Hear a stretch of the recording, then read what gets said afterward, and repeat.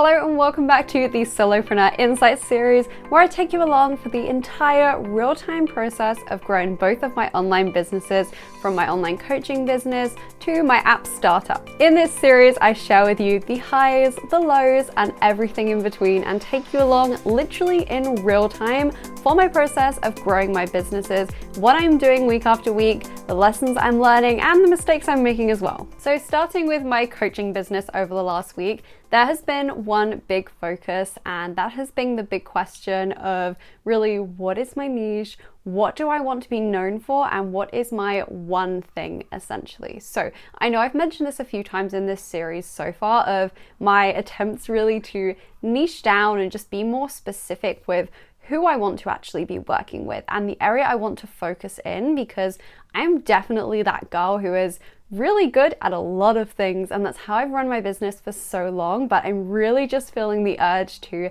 niche down essentially and just be more specific with who I'm speaking to. And I know this will serve me so much. I'm such a big believer in the power of niching down and just being known for a thing essentially.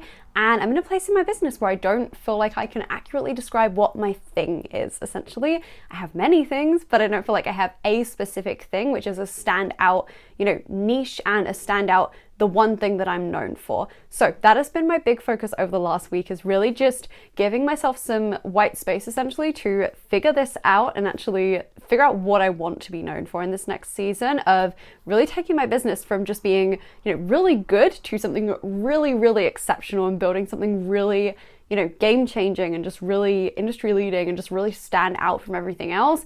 And I know for me that next step is really niching down, as uncomfortable as that is. It's not something which I am naturally, easily able to do for myself. So that has been a lot of discussions with a lot of business friends, my partner as well, and just figuring out, what is that next season for me and for my business and my personal brand as a whole. Some of you may relate to this, but I feel like I have been in a season for so long of just playing around with my potential essentially, and it is really irritating me at the moment. It has really just come to a head in the last week, and I've just really been in that season of, okay, now we need to make a decision with this. I've been playing with different areas and kind of leaning in different directions, but I really just want to make a decision of, okay, this is the path I'm going down. This is the route that I'm choosing. So it's been a really challenging time of just kind of playing with those different ideas and looking at all the options and seeing what kind of works best for me and just is a really natural fit for my business as well.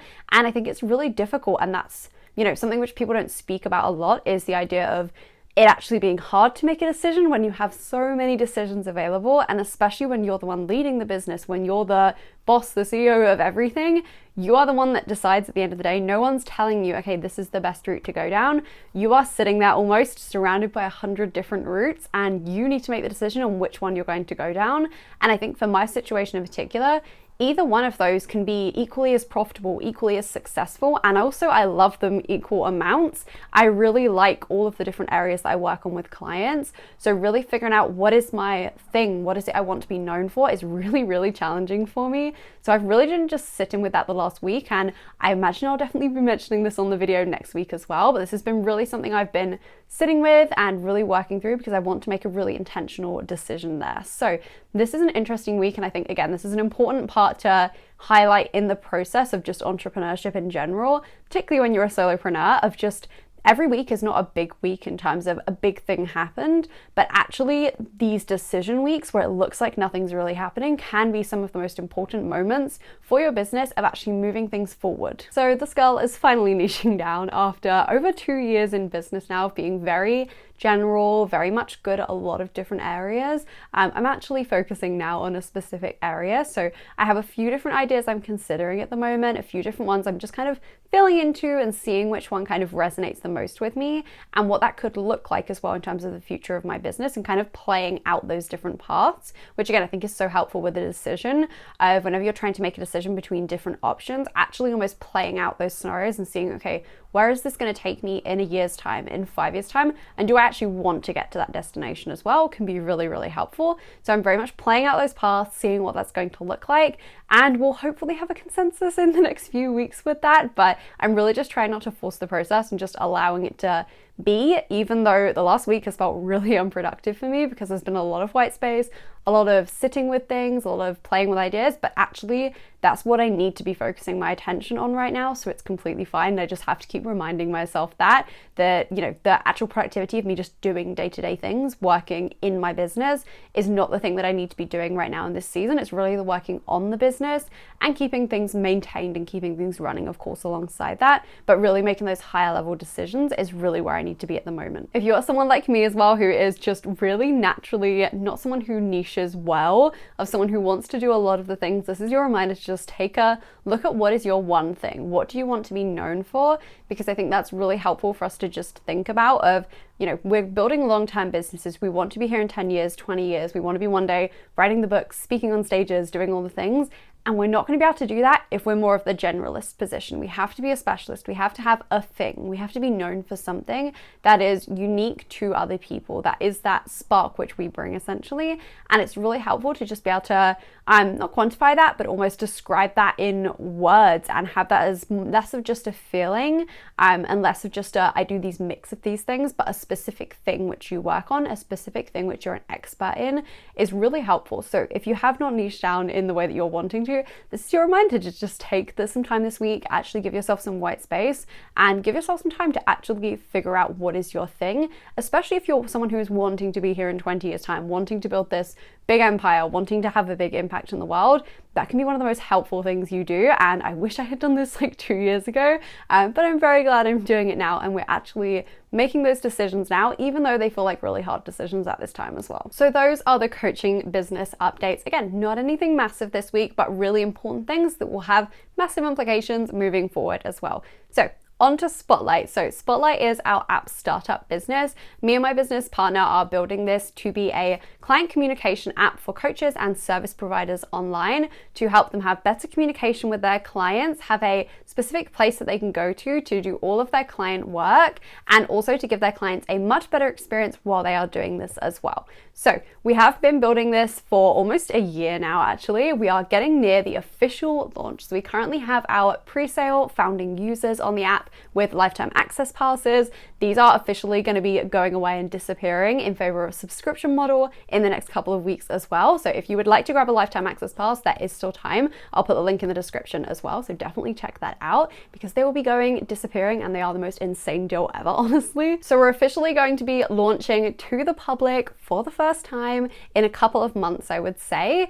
So we've really been figuring out the launch plans of, okay, how are we wanting to bring this thing to the public essentially? And there are a few points I wanted to share with you because I think they're really helpful for any launch you're planning of just what makes a successful launch, because I've done so many launches for myself now. I've worked on so many launches with clients, had some really successful launches, and I can see really clearly the patterns between what makes a launch that doesn't go as we're wanting versus what makes a launch which goes as you're wanting as well. So obviously nearer the time, I'll share with you how that goes. You'll get all the data, all the numbers behind the scenes from that as well. But I really just want to share with you kind of our thought process so far as we've been planning out everything for this launch. So the first thing which we really looked at, well, what were the stages of this launch? And I think this is something which people skip over so easily, which they really shouldn't, of not just having time to warm up and then having a sale period and then we're done, but actually thinking about how can we have several different phases to kind of catch people essentially and to get people who are interested to sign up. So for us, for example, that looks like, as I said earlier, the lifetime passes are going away in a couple of weeks. So we have almost a mini launch style urgency for that in terms of they're going to be going away. They're only privately available to people on the wait list or people who have got the link directly for that through the description, for example, but they're only available privately. So we're almost having a mini version of that, which is an initial push there. Then when we come to the actual launch, we've got a couple of phases which we're going to be going through there. Firstly, an initial launch of a few weeks before we're publicly launching, where we're actually able to offer people a few more, discounts, bonuses that they're not going to be able to get at the actual launch. So this is for people who are really interested. They're really keen. They're just ready to get started essentially. So that can be really great to capture those people there. And then also for the people who need, a little bit more encouraging still. They need a little bit more persuading of why should we care about this app? Why should we join this app? They've just been maybe a little bit curious when they jumped on the wait list versus ready to sign up, ready to join the app and ready to get on there with their clients.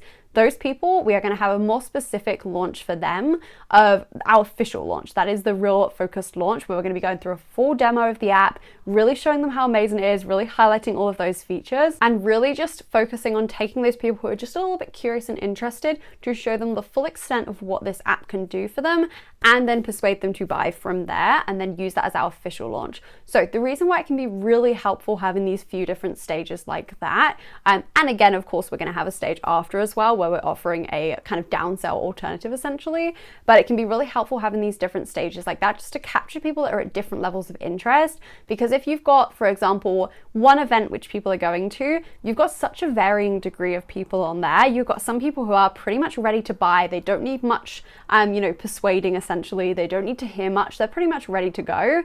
Then you've got some people who are just a tiny bit interested at this point, and it's really difficult to speak to all of those people across that whole spectrum in just one event. So it can be really helpful actually using the strategy which we're using of, giving people a space to go to based on their level of decision making already. So for the people who are really nurtured already, they're really warm, hot leads, actually giving them an early opportunity to actually jump in, get early access, get some more benefits can be really helpful because you know who you're speaking to at that event. And then saving the more regular launch event for people who aren't quite as ready to buy yet, and actually giving them that space to go through all of the features, all of the amazing highlights of the product, and actually highlight all of that. Whereas the person who is a hot lead is really ready to buy, they don't need to hear all of that to actually buy. So it can be really helpful kind of segregating the audience into those different buckets in the way that we're doing that. The second thing from our launch plan I really wanted to highlight, because again, this is something which is so helpful for launches, is using several tactics. So we're not going in and just picking one route of, okay, this is how we're going to get people to sign up.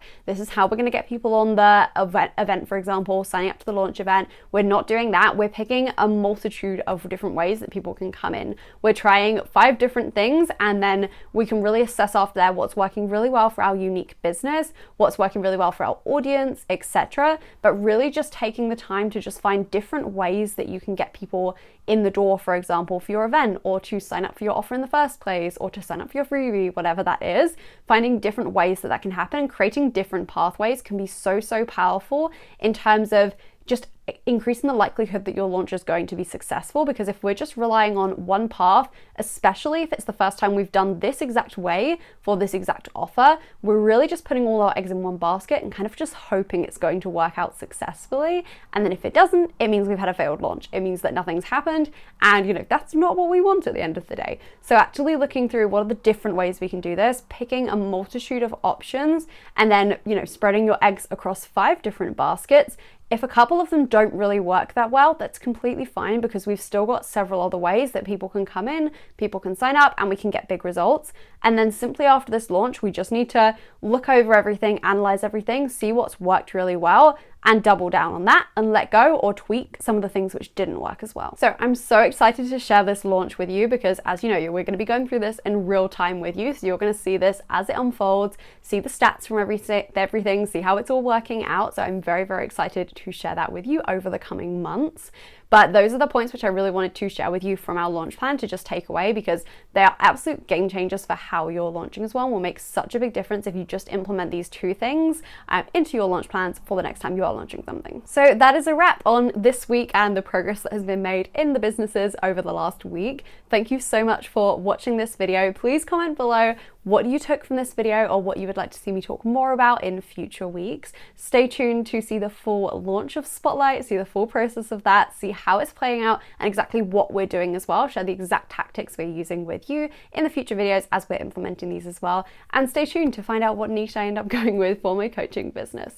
Make sure you give this video a like, make sure you subscribe so you do not miss the next one as well. And I will see you in the next video.